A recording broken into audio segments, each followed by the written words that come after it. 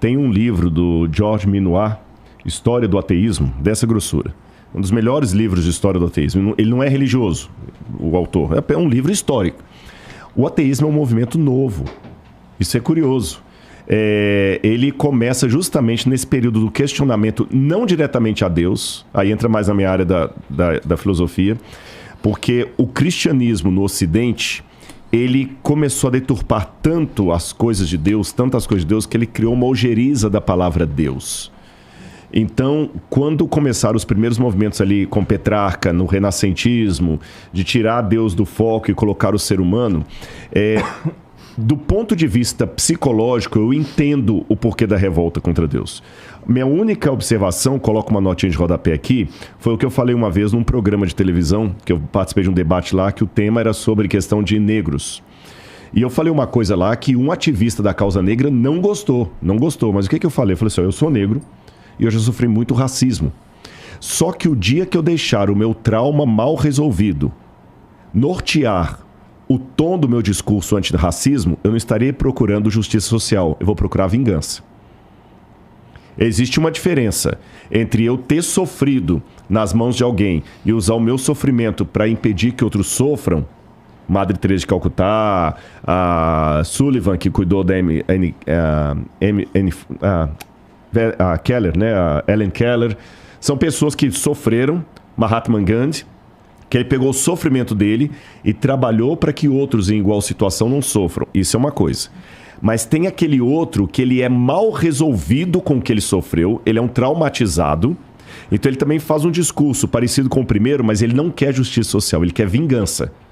Aí ele começa a generalizar, todo branco tem que... Esse tipo de coisa, assim. Aí isso virou até o motivo do X-Men lá, com o Xavier e o Magneto, que inspirados no Malcolm X e no Martin Luther King. Ali você vê duas diferenças. Eu sei que pode ter muita gente que aplaude o Malcolm X, mas isso mesmo os biógrafos falam, o Malcolm X queria vingança por causa do que ele sofreu como negro. E o Martin Luther King queria justiça social pelo que ele sofreu como negro. É lógico que os dois falavam de justiça social, mas existe uma diferença entre o Martin Luther King, idealizado no Xavier, e o Malcolm X no Magneto. Você vê bem ali, né? Então, o que acontece? A Europa Ocidental ficou mal resolvida com os traumas que ela recebeu dos crimes em nome de Deus. Pô, só que o Magneto e o Xavier podia ser preto, então, né? Podia, mas é verdade. Mas isso é uma coisa que já questionaram mesmo. Por que o Foucault trabalha muito isso? E o Foucault era ateu, né? O Jean-Michel Foucault, ele trabalha essa questão do inconsciente do racismo e da opressão nas obras. Ele trabalha várias obras. O Robinson Crusoe, que sexta-feira era justamente o empregado dele. Aquele Fantasma, lembra aquele desenho, aquele gibi do Fantasma, né? Que ele era o único ideusado pelos negros ali. Então há muita mensagem subliminar de racismo, de antissemitismo, de machismo. Isso é verdade. Nesse ponto eu concordo com o pessoal. A gente tem que perceber a sutileza das coisas. Hoje pode parecer uma coisa engraçada quando os Trapalhões... Não é que eu estou querendo ser muito chatinho com o politicamente correto, mas algumas piadas que faziam contra o Mussum dos Trapalhões realmente eram desagradáveis, né? E a gente aceitava numa boa, e isso é bom que está se levantando contra isso. Mas o ponto que eu quero acentuar é que a diferença entre veneno e remédio é uma questão de dosagem. Quando você começa a exagerar demais, você fica chato. Tudo agora é errado, tudo agora é ofensivo, tudo agora é fobia. Por isso que eu fui irônico com a hidrofobia. Aí o que acontece? Esse povo não soube lidar com isso. Ou seja, o ateísmo é fruto da igreja. Quando um religioso não representa bem Deus, ele faz um estrago muito grande. Faz muito grande. Aí surgiu... Aí foi tudo ao passo. Aí veio o renascentismo de Petrarca, depois você tem o enciclopedismo, depois você tem o positivismo de Augusto Comte, você tem todo esse processo levando. E aí tem até uma coisa interessante, o livro Filosofia da Ciência. Eu estou tentando lembrar o professor que ele era lá da Unicamp até, ele faleceu há pouco tempo. Vou lembrar o nome dele, escreveu Filosofia da Ciência. Ele fala o seguinte, esse é o problema do trauma mal resolvido. Quando você não está bem resolvido no seu trauma, a tendência que você tem é de ser igual ao algoz que você queria detonar. O Paulo Freire falava que todo oprimido tende a se tornar um opressor quando ele assume o poder. E o Nietzsche dizia, cuidado quando você contempla demais as trevas, porque as trevas também contemplam você. Assim diz Zarathustra, Friedrich Nietzsche. Então, nesse aspecto, aqueles primeiros rebeldes de Deus se tornaram o espectro do que eles mais odiavam.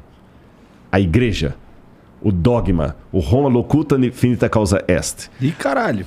Aí Roma falou, acabou. Roma falou, ninguém falou questiona mais. Não falei em latim. Roma falou, acabou. Então eles criaram esse espectro. Não queremos saber de Deus.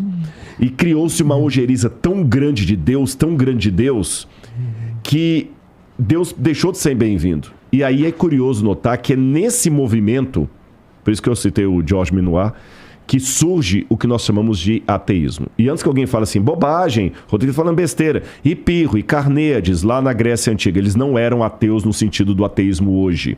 O próprio Sócrates foi condenado nos laudos lá de ateísmo. Mas o que era o ateísmo de Sócrates? É porque ele se indispôs contra os deuses do Olimpo. E é que ele não acreditava nos deuses. Exatamente. Então, é anacrônico dizer que o ateísmo de Richard Dawkins, ou o ceticismo de Richard Dawkins, é o mesmo ceticismo de Pirro, de Carneades, de Protágoras, que dizia que o homo mensura, o homem... Não. É outro tipo de ceticismo. Aquela escola ceticista que tinha na Grécia Antiga não tem nada a ver com o movimento ateu. Aí é curioso notar que, se o ateísmo é a forma mais clara do universo, se a existência de Deus, do Criador, ou do design inteligente, se quiser, se é uma coisa tão estúpida, por que a humanidade demorou tanto para perceber que Deus não existe? E é curioso que é isso que o Marx falou, a gente chama em teologia de consensus gentium, que é uma das partes que está na Suma Teológica de Santo Tomás de Aquino. Ele falava do consensus gentium em latim. O que é o consensus gentium? É o consenso das gentes. Qualquer povo que você for, em qualquer lugar, eles vão ter uma ideia do sagrado. Eu lembro que uma vez que eu falei isso, alguns ateus tentaram provar que tinha uma tribo, até aqui no Brasil, que eles não tinham a ideia de Deus e tudo, mas não. Hoje, uma pesquisa científica clara mostra, eu posso pegar vários aqui, que não existe até hoje. Eu sei que tem gente falando isso aí na internet, mas na prática não tem, porque a tribo brasileira, que agora me fugiu o nome dela aqui, está na ponta da língua, que eles falaram, essa é a primeira tribo ateia que descobriram.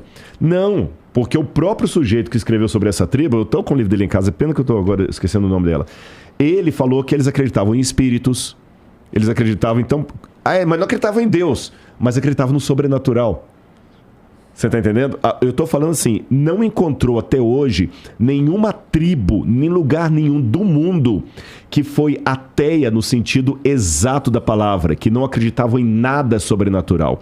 Parece que esse que eu vou deixar de chamar de Deus agora, eu vou chamar de transcendental, ele está no DNA de todos. Até Sigmund Freud, o pai da psicanálise, falou que nós nascemos com uma carência profunda de um pai universal.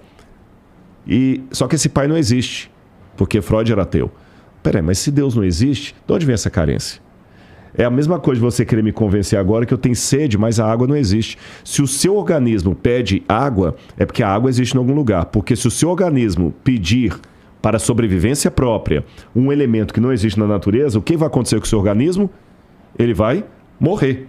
Concorda comigo? Então, na natureza, esquece Deus, vamos observar a natureza. Tudo o que um organismo vivo precisa para continuar vivendo, existe na natureza. Ele precisa da água, a água existe. Ele precisa do oxigênio, o oxigênio é o fino lá, o ajuste fino. Ele precisa desse oxigênio, o oxigênio não existe. Porque se o organismo tem a carência de algo que não existe, ele vai morrer. Agora é curioso, o próprio Freud admite que nós temos uma carência de Deus. Então Deus não existe? De onde vem essa carência? E como é que nós continuamos vivendo se essa carência não está sendo preenchida? Aí eu lembro de Chesterton, que dizia, o único problema é que quando você deixa de acreditar em Deus é que você se torna propenso a acreditar em qualquer besteira que lhe disserem. Um monte de bobagem, né? O Chesterton parafraseou. E Chesterton foi o primeiro que falou isso aí. E Chesterton era um católico tremendo, um apologeta. Então, sabe, vamos pensar um pouquinho mais.